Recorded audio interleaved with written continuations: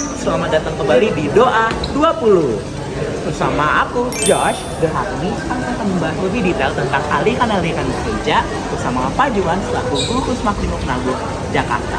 Halo Pak Juan. Halo Jos. Nah, aku mau tanya nih Pak, sebenarnya ada berapa sih aliran-aliran gereja yang ada? Dan apa sih inti dari kepercayaan mereka masing-masing? Sebenarnya kalau ditanya aliran gereja itu ada berapa, itu banyak sekali. Mungkin yang sekarang beberapa bisa kita diskusikan misalkan, itu yang sudah sangat populer, udah teridentifikasi, dan yang orang sudah melakukan penelitian gitu, penelitian teologis terhadap ajarannya. Tapi kalau berapa pastinya, itu sangat banyak, gitu. Nah, inti ajarannya apa? Sebenarnya inti ajarannya tetap pada ajaran kekristenan tentang keselamatan. Tapi memang ada corak-corak yang berbeda-beda, dan corak beda itu yang jadi alasan mereka menamai kami punya aliran sendiri. Sebenarnya karena corak yang berbeda itu. Berarti kita lanjut ke pertanyaan berikutnya ya. Mengapa sih terjadi pengelompokan aliran-aliran seperti ini? Yang seperti Bapak jelaskan tadi, corak-coraknya itu kenapa sih bisa ada? Dan ujung-ujungnya itu meskipun mereka itu percaya pada Tuhan Yesus Kristus, sama percayanya sama. Iya, sebenarnya kalau dibilang mereka ada penggolongan-penggolongan aliran-aliran itu, kenapa sih? Sebenarnya nggak ada yang melakukan penggolongan secara sengaja. Jadi semua itu terjadi berdasarkan dinamika kehidupan beriman pada saat itu aja. Kapan ini mulai terjadi? Yang jelas semenjak reformasi Protestan, setelah Protestan gitu ya, tidak lagi di pangkuan gereja Katolik. Itu memang awal dari segala sesuatu. Itu mereka mulai pecah, tidak lagi diatur oleh satu badan yang sama. Sangat mudah mempunyai gereja-gereja aliran-aliran bentuk-bentuk sendiri gitu ya. Tapi apakah disengajakan berbeda, digolongkan ini, golongan ini, golongan ini? Enggak juga. Tapi ketika mereka merasa saya kayak beda deh dengan gereja, mereka akan punya gereja sendiri. Lalu orang di dalam lagi merasa saya juga beda deh, dia akan buat sendiri. Jadi perbedaannya sebenarnya tidak banyak. Tapi itu yang dikatakan lalu sendiri menjadi aliran baru gitu. Oke. Nah, sebenarnya dari aliran yang Bapak jelasin tadi itu pernah nggak sih terjadi konflik antara satu sama lain? Sebenarnya konflik besar sejauh ini enggak sih. Bahkan konflik besar pertama di dalam kekristenan sendiri yang pasti terjadi kan setelah atau di masa-masa reformasi Protestan dulu kan, dimana kekuatan gereja Katolik dan kelompok Protestan itu saling baku hantam lah gitu. Tapi kalau sekarang di zaman aliran-aliran modern ini udah nggak ada sih. Cuma memang kerap kali tidak harmonisnya itu dalam bentuk saling menyindir, saling ngerasa paling benar, di dalam khotbahnya menganggap dosa gereja lain, mengharapkan gereja lain begitu. Tapi kalau konflik terbuka sih enggak.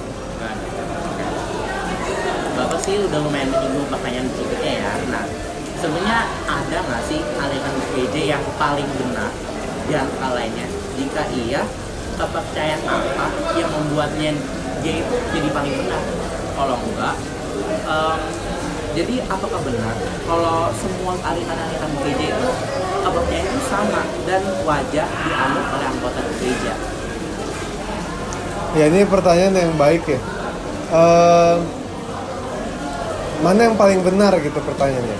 Sebenarnya itu tergantung siapa yang melihat benar itu. Kalau misalkan saya kalangan Protestan, saya kan anggap ya gereja Protestan lah yang paling benar gitu. Atau orang-orang Pentakosta, ya kalangan saya lah Pentakosta yang paling benar. Atau kalangan Adventis, ya gereja Advent lah yang paling benar, dan lain-lainnya. Jadi kalau dibilang siapa yang paling benar, berarti kan satu nih kan paling. Sekarang itu kan kita ada di dalam era kebenaran yang beragam.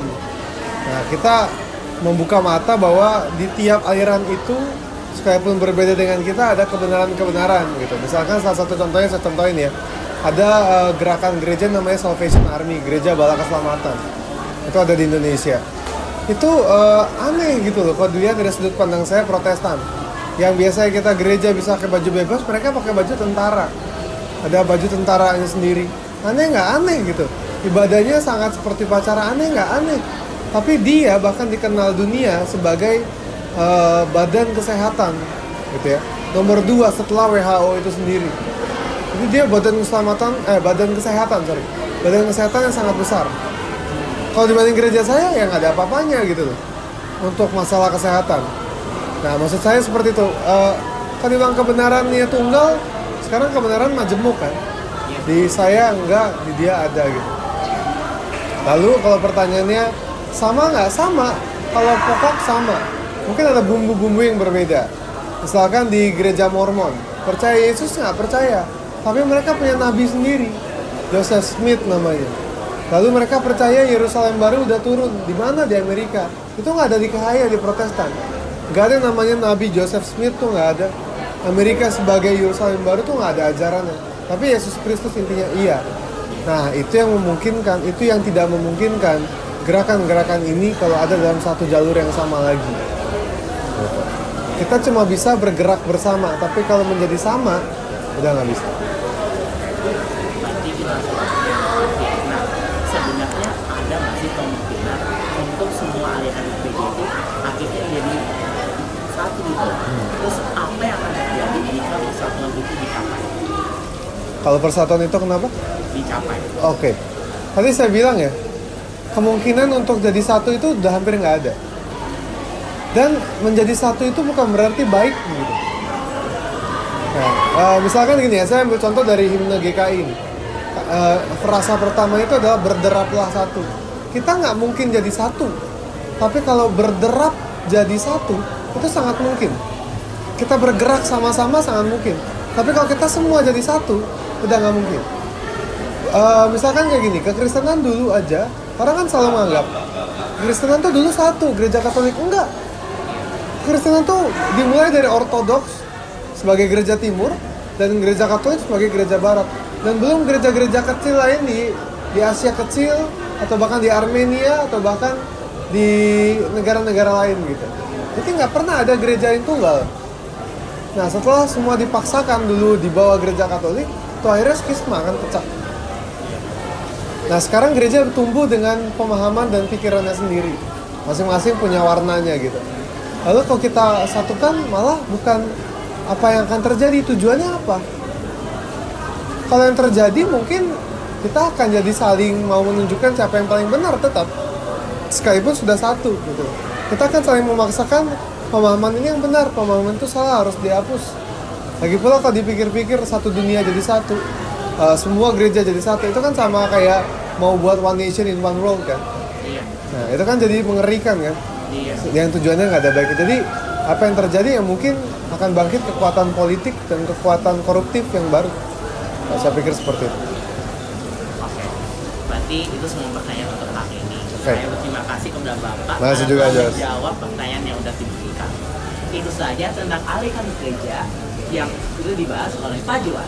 Sekian dari kami, we'll see you next time.